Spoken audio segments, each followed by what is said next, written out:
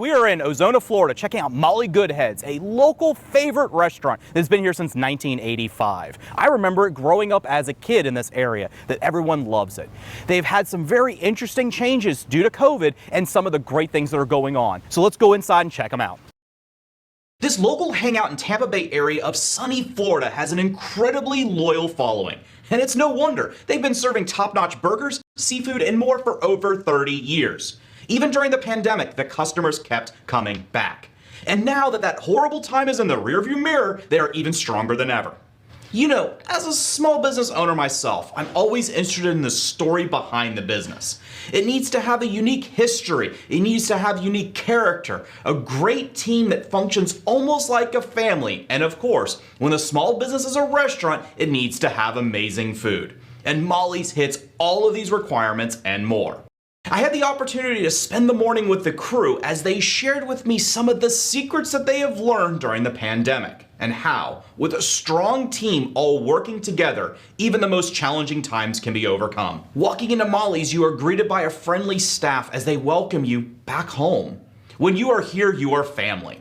As you step in, you walk past walls that are covered in memorabilia, each of them with their own unique story to tell. Well, this house is over 100 years old. It was built in 1916, and Maggie was the original owner. She lived here with her husband and her kids, and it's a really neat history to this Ozona area. So we have a little bit of information on Maggie and who she was and how long she's been here, and it's just kind of a neat thing to take a look at when you're in the bar area. But of course, while the decorations are top-notch, make no mistake, the food is no slouch either.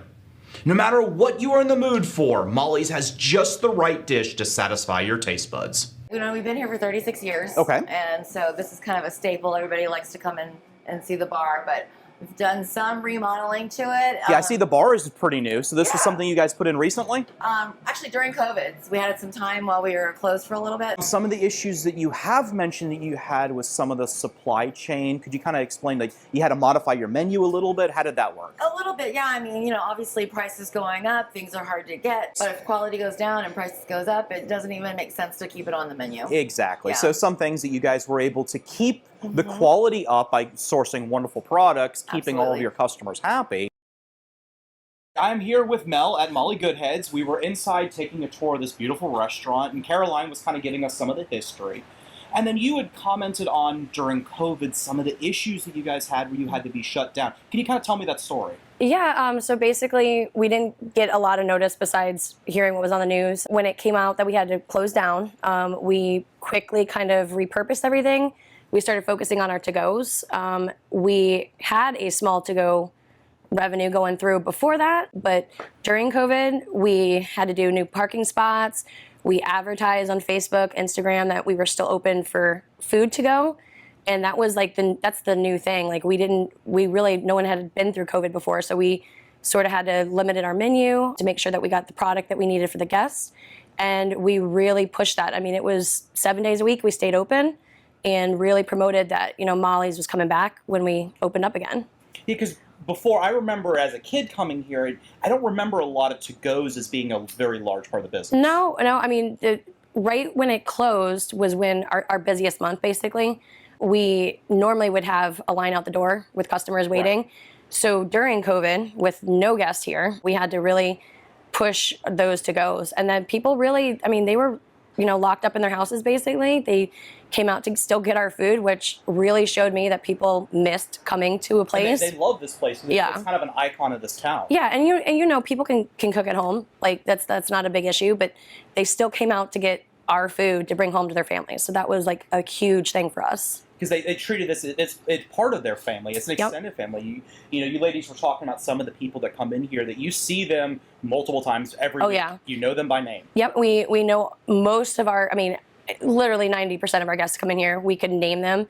And I think that's kind of cool. The new guests come in and they see that we're like, hi, Dan, hi, Junior. How are you doing? How are you doing, Jack? We know those names, and then people see that and they come back because I feel like they want to be a part of the party. Exactly. You know, they want to be a part of the family. Yeah, and we were inside discussing that you said that obviously there's tourists that come here because this is a tourist area. Oh, yeah. But it's also the locals that come here. Oh, yeah. And when COVID hit, that would have been our busiest tourist You lost season. all the tourist season. We lost all that tourist season, but we really, all of our to-goes were from our local community. That would have been everyone in this area that really was our guests and, you know, like family coming out, and they supported us. They supported you and they kept you guys going. Oh, yeah. And then during the time when you were shut down for part of the time, is that correct? Yep. So Florida was shut down for a month. A month. Then Governor DeSantis was able to open us up back at 50%. We weren't able to have our bar top up like everyone else, so that was kind of a little sad moment. But really, it was great to live in Florida because we were able to open up sooner, I think, than a lot of states were able to. Right. Well, I remember where I was in Virginia at the time, and restaurants were closed for 2-3 months in many cases. And you could do some to go. Yep. But it was, you would meet them outside. They would just bring it to your car. That was it. There was no open inside. I feel like our governor was willing to listen to local businesses and really knew that, hey, these places were struggling. Well, let's get them back open again. Let's get people working again. And that was big for us. Like, a lot of people have moved to Florida because of the different approach. We have the sunshine. We have a lot of outdoor, seating and space here. So that was a big thing for COVID. I mean, I feel like people all moved down here. They saw that Molly's has been here for, 36 years, and we've continued to stay busy. Yeah, like for me, I grew up in this area. I grew up a couple miles from here, then moved away for a little while and came back. And I've seen so many people that are coming back, or people that had previously vacationed here that said, hey, I really love the Tampa Bay area, and they set up and they purchase a house and move in. Yep, people are moving out here for that. But I really think with our to-goes and, during COVID, I think keeping our place open made other people in this neighborhood know, like, hey, Molly's, we survived through it, but we really thrived after the fact, and people were excited to come back out to us. You took the time to reinvest back into the business. The owner really, she reinvested in the place and really made it, we're supposed to look like we're an older restaurant, but she really did put a nice refreshment on this building.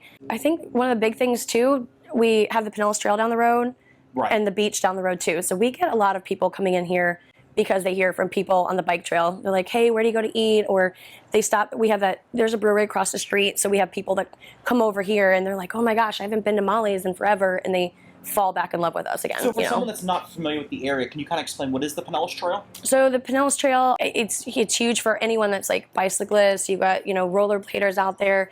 Families all do it, but you have, professional people out there too. It's honestly a nice outdoor fitness thing, especially when COVID was happening, when we were allowed to basically go out and do things again. But yeah, people get off the trail, they go to the beach, they walk down this way. It's just right down the road. So they walk down this road and have a drink afterwards, have some lunch with their family. It's perfect, family friendly, able to come in, enjoy the beach, enjoy the trail, and enjoy Molly's. Really thank you, ladies, for showing us around and showing us. Awesome. Yeah, we appreciate you coming out and getting to know Molly's. Molly Goodheads is located at 400 Orange Street in Ozona, Florida. A short 15-minute drive north of Clearwater. Check them out, you will not regret it.